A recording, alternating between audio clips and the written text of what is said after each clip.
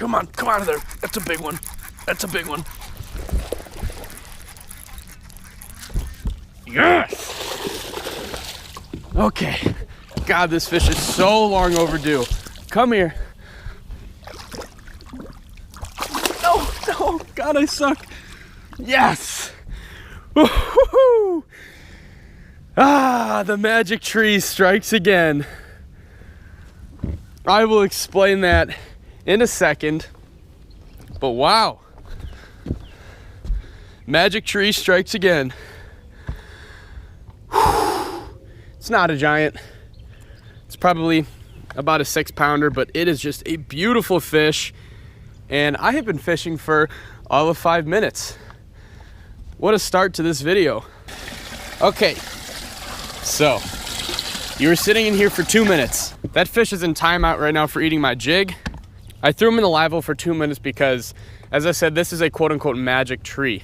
I'm gonna try to catch one twice as big off this tree and then explain myself a little better.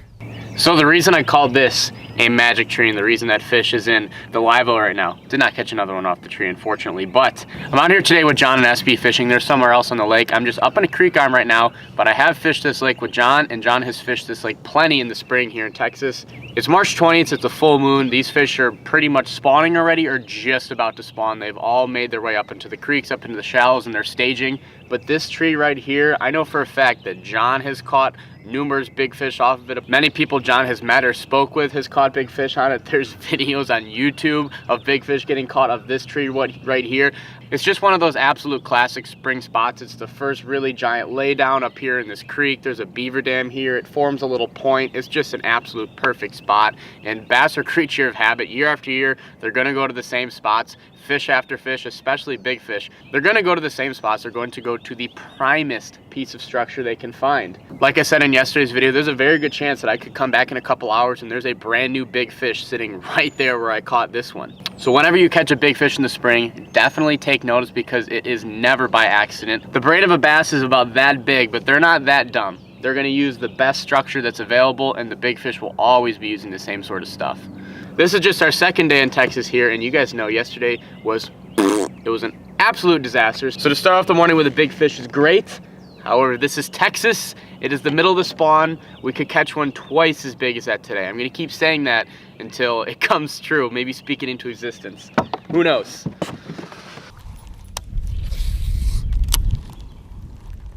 Oh, look who it is. Can Lucky board my vessel?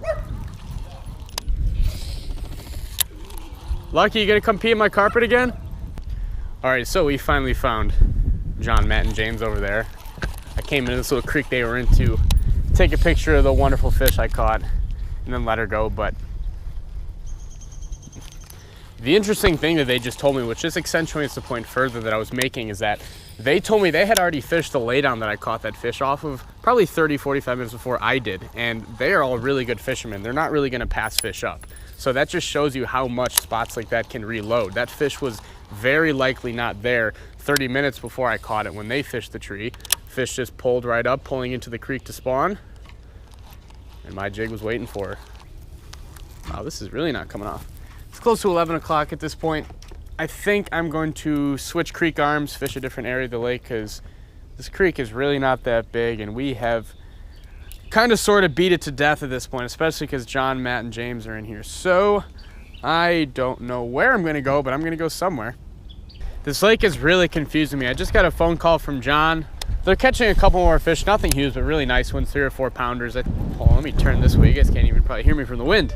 I think they caught 3 or 4 today. However, they're seeing beds and spawning fish everywhere. What they're doing is really what I should have done all day. I mean, the first however many minutes I caught that 5 or 6 pounder way back in a creek. I've tried to make the main lake work under the thought process of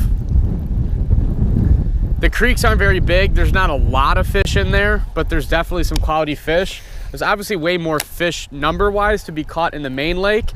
I assume since they were pretty much getting up on beds in the creeks that in the main lake they'd be in some really nice pre-spawn spots and feeding like secondary points, just stuff that's supposed to make sense in the spring, and I can't get a bite doing anything but going way back in a creek and fishing for fish that are pretty much about to spawn. This all looks really good. It was a beautiful secondary point, some brush, some really nice gravel.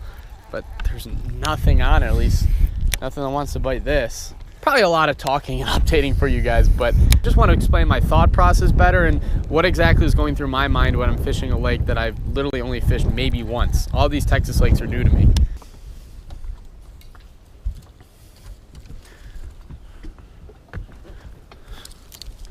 Lucky. Hi, Lucky. Hi, Lucky. Lucky, where's the big bass? Where they at? Let me catch this fish first cast. Oh, good luck. They might just get hit with that Nico. Yeah, it's humongous. I want to catch the male. Where exactly is the bed? It's in between there? Yep. This is a really weird lake. There's nothing in pre-spawn patterns. I can't catch them on points, anything. Right. So they're rough. So this is a fish that John and them had found in a bed. It's in between those two. And there's one. See, like he's on his side right now. That might be a female. But there's one that's probably about. Oh yeah. 4. That's a big fish, right? Yeah. Yep. There's one more creek arm of this lake that I haven't fished. John is likely fishing it right now, but that's okay because I'm done with that fish. Every single large bass on a bed that I found in Texas, I have not caught. They are so spooky and finicky, it's incredible. I'm used to northern bass, which bite first couple flips. This is a whole different ball game.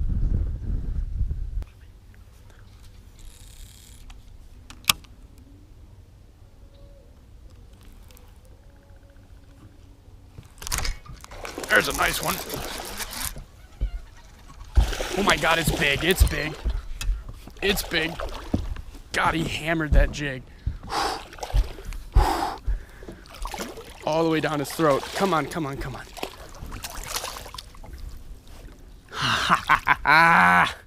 Yes. Yes, yes, yes, sir. Woo.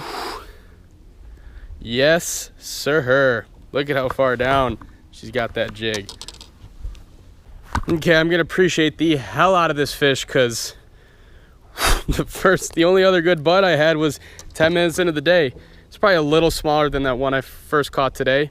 Probably a high 4, low 5 pounder. But wow, was that fun to set the hook into something again. Like I said earlier in the video, the bigger fish are usually in very predictable areas. There's a lot of other large bushes along the bank, but they're mostly out of the water. They're not really in the water so much. This is a great little lay down here because there's a lot under the water. It's just not all completely out. Not only am I saying all this to give you guys tips, I feel like I'm also telling this to myself because I can be very stubborn in the springtime. I can usually fall victim to the grass is greener type of thing where I'll catch a nice fish and then I'll stop doing what I'm doing for some dumb reason, thinking that there could be something better. Well, my camera literally died 5 seconds before I hooked this fish right here. It is not a big one at all. I'm gonna make a video about that bait while I'm here in Texas, but here's another fish on the day. It's been really tough, but I'm back in Main Lake. This is a secondary point in a creek. That fish came off the brush. That makes sense. That's a fish that should be feeding up for the spawn. That fish is also very white, very pale in color. Could have just came up out of deep water. There's a boat fishing right there, and it's a hump that comes up to 15 feet, surrounded by 30 feet. That's an offshore bass spot. He might be fishing for fish that haven't even moved up yet. That is good, though. That is another clue, and a fish I didn't catch way back at a creek arm.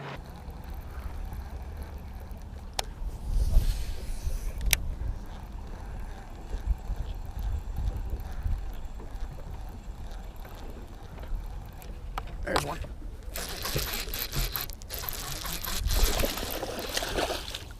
All right. Another one right at the ramp. I was just about to head in, but I was like, this bait just looks too good. That fish ate it right on the point there.